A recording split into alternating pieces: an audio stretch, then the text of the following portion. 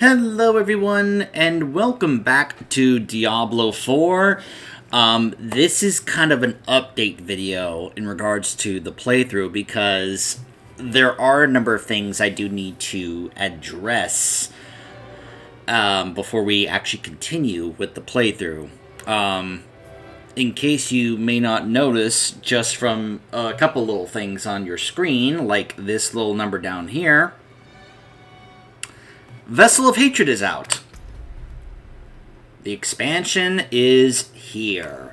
And with it, as you can probably imagine, has brought about a number of changes. For one thing, the... also, I can go ahead and actually favorite this now, which is nice. So that's still there. You also notice that's changed as well. But one of the big things is that the level has changed in terms of like max level and such. There's been a level squish. Now, this character never reached max level. However, basically, I guess if you were at least level 50, then you just got brought down to 50 in preparation for the expansion, and the max level is now level 60, and the Paragon stuff is kind of back from Diablo 3, but a little different. Like, it's still the Paragon board system. I obviously cannot show you that until we actually get this character to 60 and I unlock it, but apparently based on the levels I had done with my other characters, I already had a 197 Paragon level. I think I've heard that 300 might be the max right now, although I wouldn't be surprised if they make some change to that going forward. But it's kind of like they brought about this expansion to make some changes, while also, it seems to me, based on what I've been seeing and hearing from other folks, is that there's some groundwork being laid here of, okay, we want to make these changes to the game, but we're going to also build on these other changes going forward, because it's very obviously and clear that this is not going to be like the only like big content thing. They clearly have more content planned for this game. I would be very surprised if this is the only expansion. Now, I know people have said historically there's only been one expansion to Diablo games, but just because something has been how it has been in the past historically doesn't mean that's how it has to be going forward in the future. Things can change. Things can be done differently. In fact, I think that's a good thing. You know, just because this is how it's always been, doesn't mean that's how it always has to be. You know? Doesn't that make sense?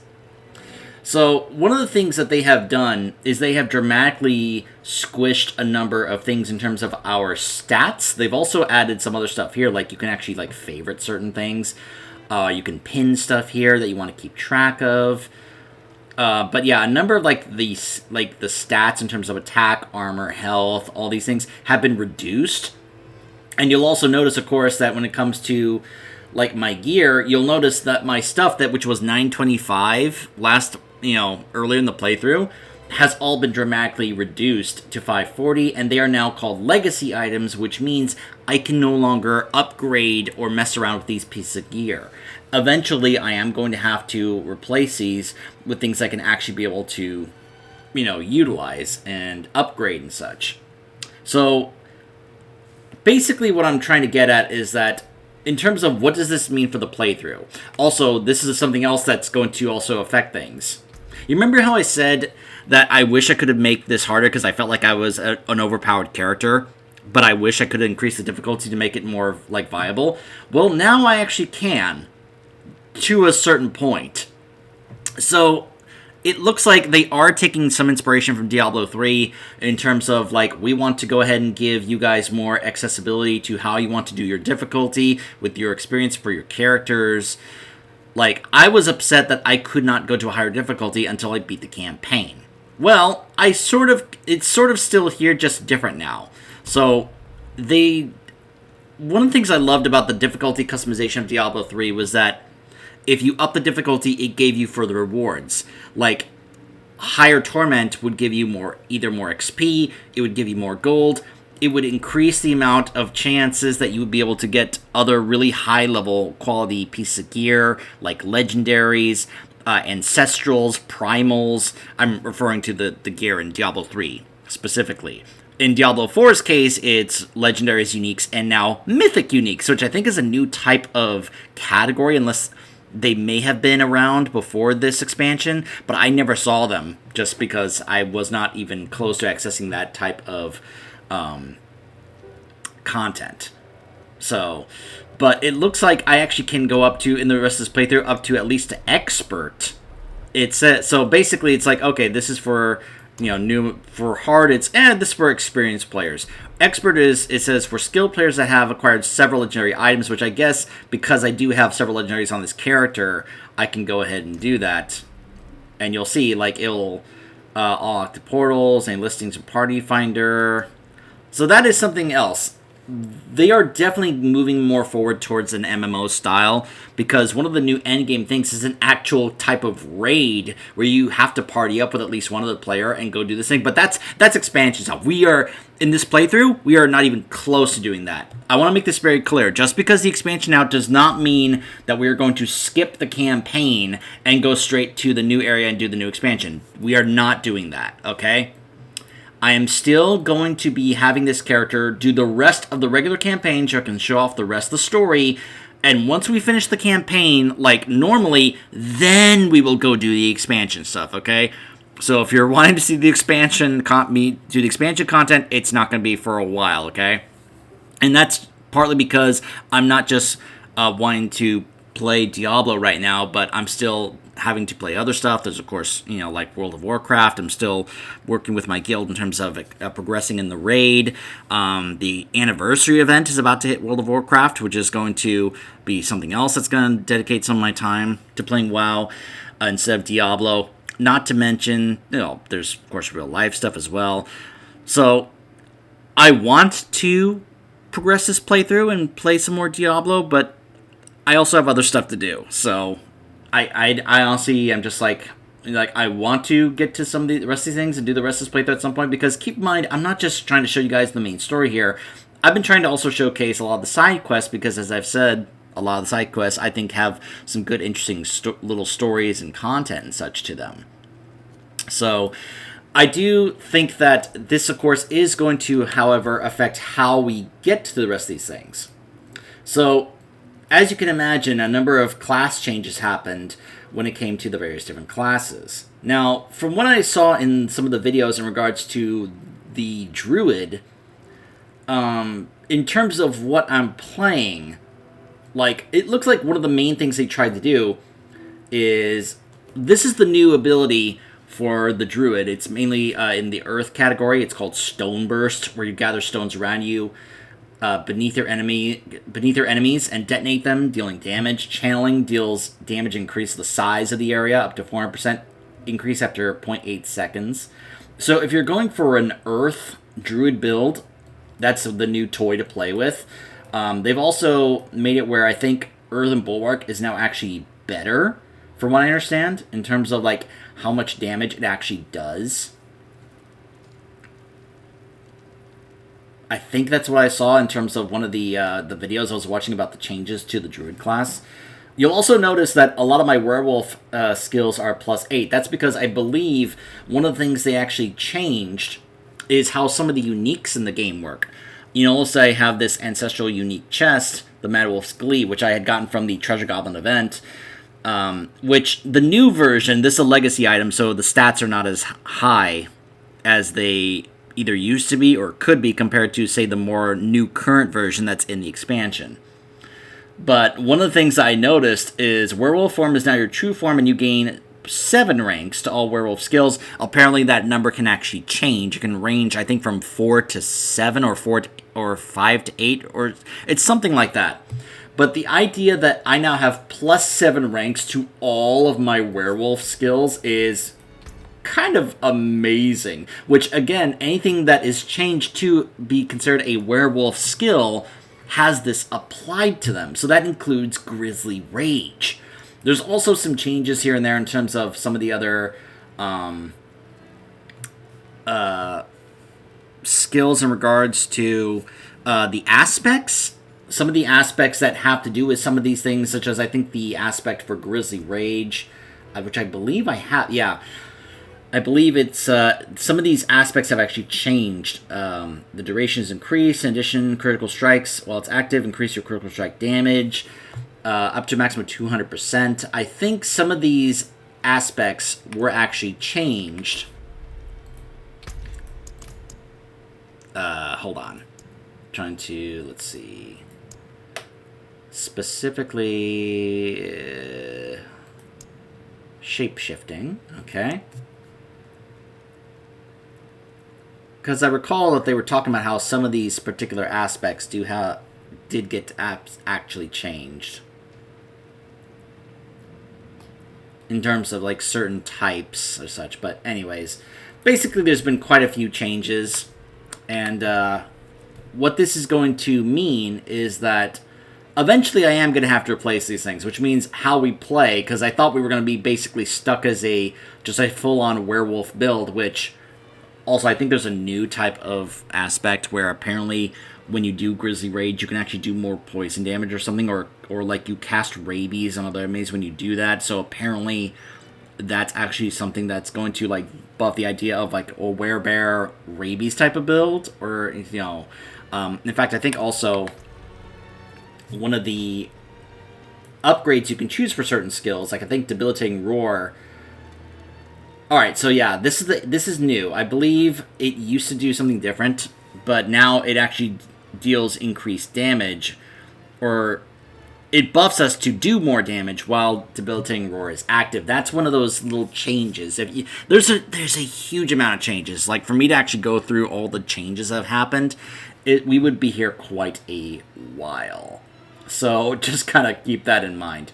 So there's quite a bit. Also, because there's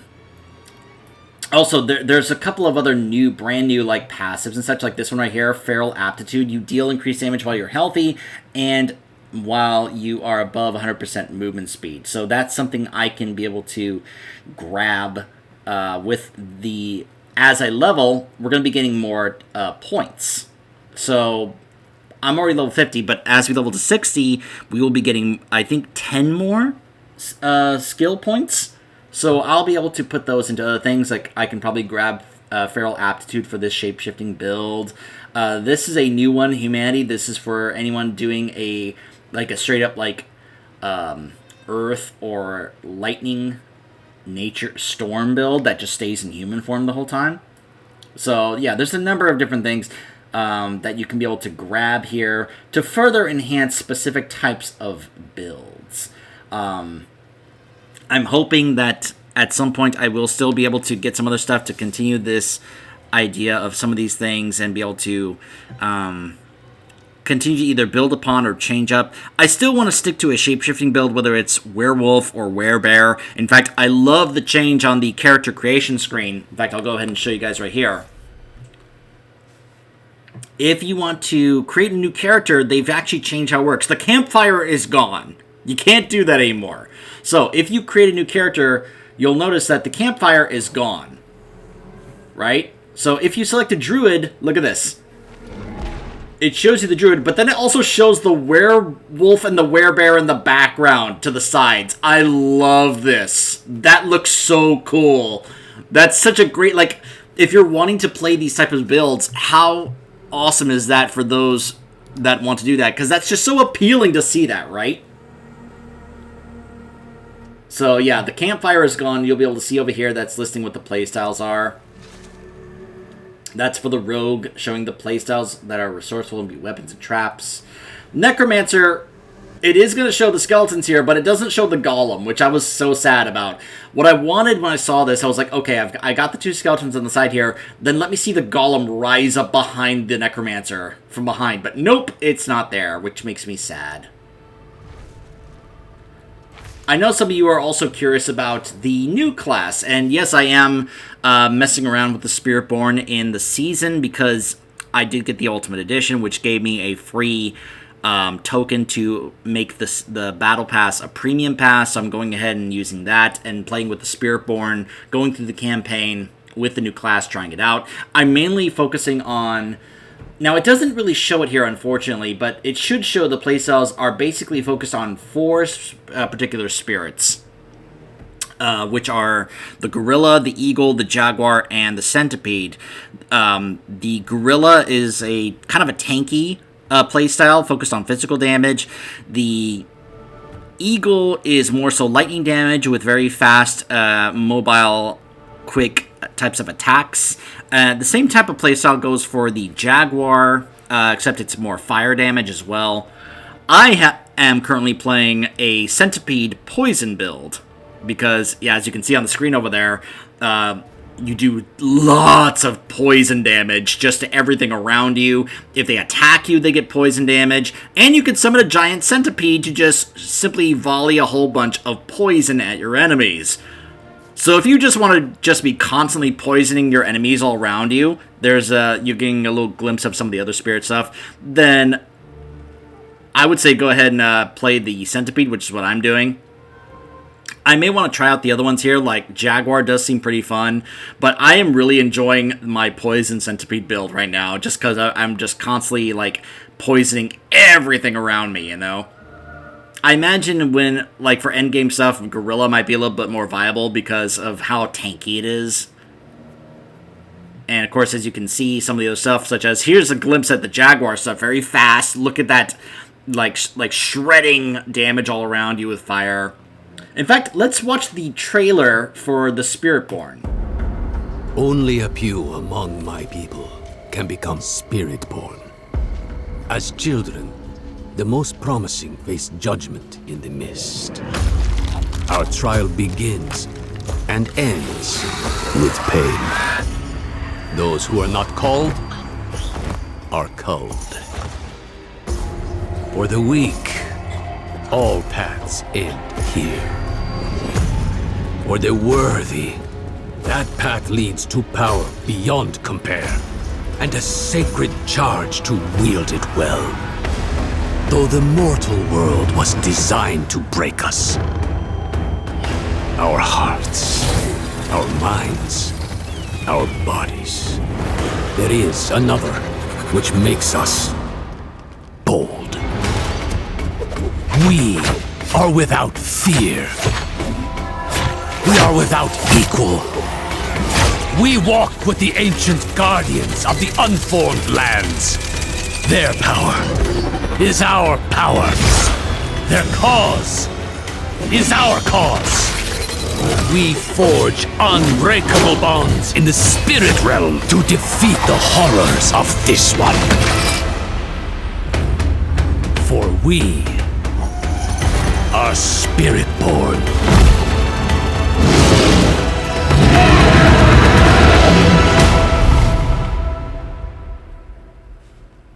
So yeah, that's a pretty great hype trailer. If that doesn't get you hyped to want to try this class, I don't know what will. Oh, man. So yeah, in fact, let me go ahead and quickly show you guys my Spiritborn that I've been messing around with in the season.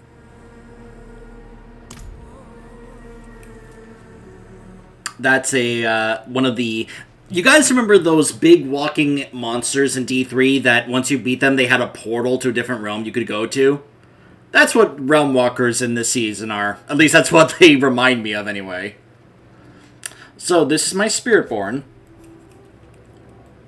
You know, she's only level 20, and, you know, like I said, I'm kind of going through the campaign, the regular campaign, partly because I'm wanting to see how they did the a lot of these scenes and such with the Spiritborn character. I want to hear the voice actress to see how she does. So far, I like what I'm hearing, and I'm very much looking forward to seeing some of the other cutscenes. One of the things I love about this game is the way that it integrates our characters into the cutscenes, regardless of how we have designed them, of how we make them look in terms of what they are wearing, their transmog, everything. It works our characters into the cutscenes just beautifully and seamlessly without any issues. Even if you're wearing, like, crazy mogs or have crazy appearances, it still, like, works into it. And it just seems to be really well done. But, I can't really show it here in town at the moment, but let's go ahead. There's my War Cat that, of course, you get if you grab this expansion or pre-ordered it. They are coming out with many more. In fact, if you guys want to check it out in the shop here, they are definitely coming out with more Wildcat mounts here in the shop, in case you're wanting to get those. Like this one here, look at this. Of course, they cost an absurd amount of platinum, because of course they do.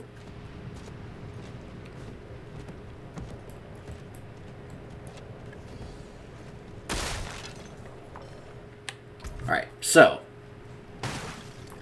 as I was saying, basically when you look at the skill tree of the Spiritborn, you're going to see 4 specific types, as I was saying here. Like first you got the Gorilla, which is physical damage. You'll see like basically any Gorilla category is in the category of physical damage there at the bottom, as you can see there, along with it can either be like mobility or basic. Of course, these are the basic skills.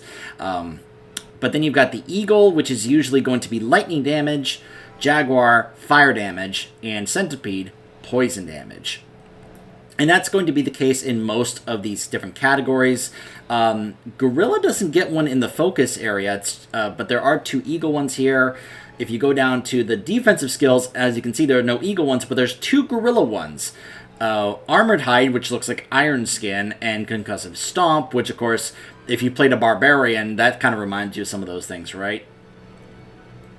And, of course, down over here in the Potency skills, you've got things for each of the different categories. And then, of course, down here, you've got the Ultimates, which is what you saw where you get to actually summon the animal spirit that you have chosen.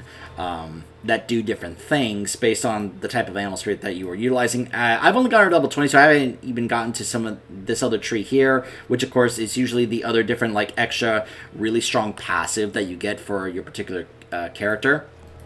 In case you're wondering, what does the dismount ability for the Spiritborn look like? Well, it's that. Not ready yet.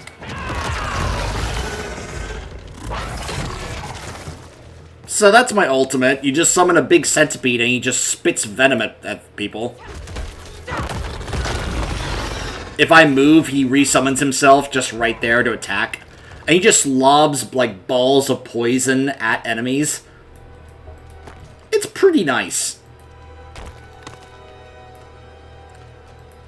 So like you've got your basic, like by the way, in case you're wondering why a number of things were showing up as centipede, that's because the unique feature for the Spiritborn, like, you know how the Barbarian has, like, the weapons expertise, the Necromancer gets the ability to have the Golem, the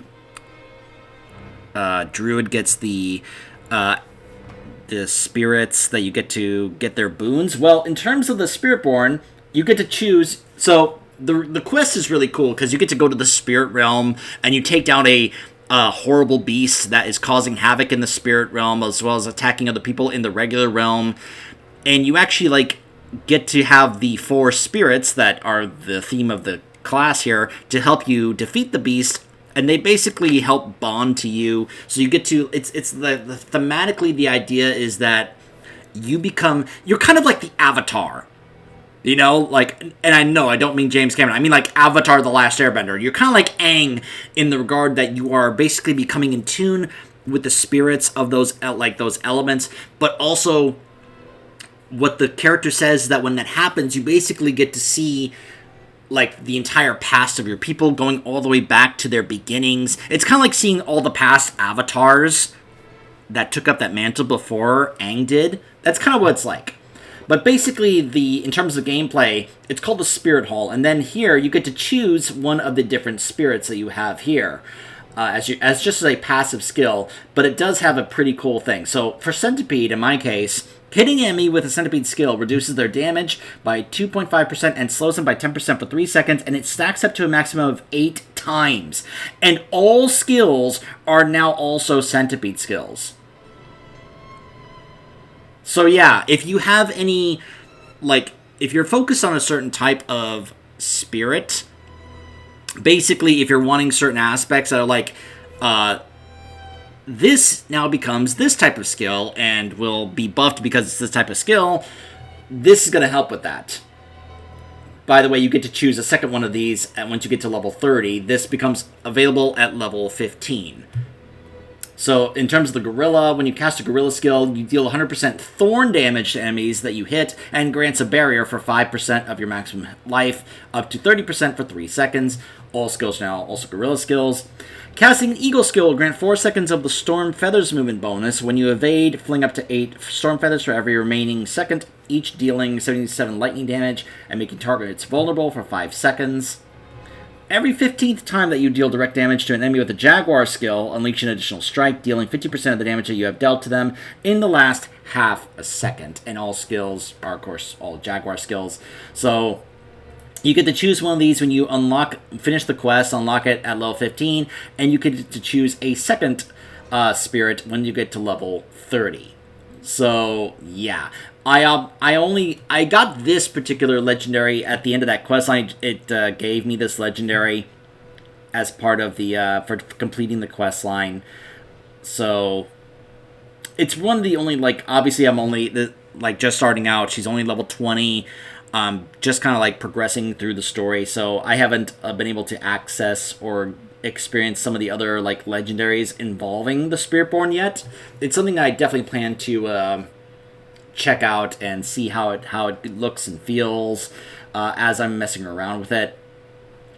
So, but in case you're wanting to see more Spiritborn stuff, that's not really going to be the case here in this particular playthrough of the game, because I'm going to be still sticking with my Druid. I chose my Druid for the playthrough, and we're sticking with it.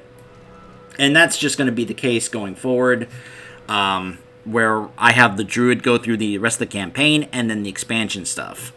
So I just want to let you guys know about that, that in terms of our path in the playthrough, it's still going to be the same. And I hope you guys are okay with that. And I hope you look forward to me checking out the rest and checking out the Paragon stuff when we unlock that stuff, when we get to max level at 60, and eventually reach the Vessel of Hatred story and content and such. And I will see you guys next time for when that continues. In the meantime, I'm probably going to be still, like, I'll see if I can get back to recording the campaign of my Druid at some point. I may also be looking to get some others, like, you know, like on my Barbarian Necromancer, get them to max level so I can check out some of their Paragon stuff, while also still messing around with my Spiritborn here in the season, and check out more of what this class has to offer. And I hope you guys will be looking forward to us continuing the playthrough going forward. Now that the Vessel of Hatred expansion is now out. So, stay tuned.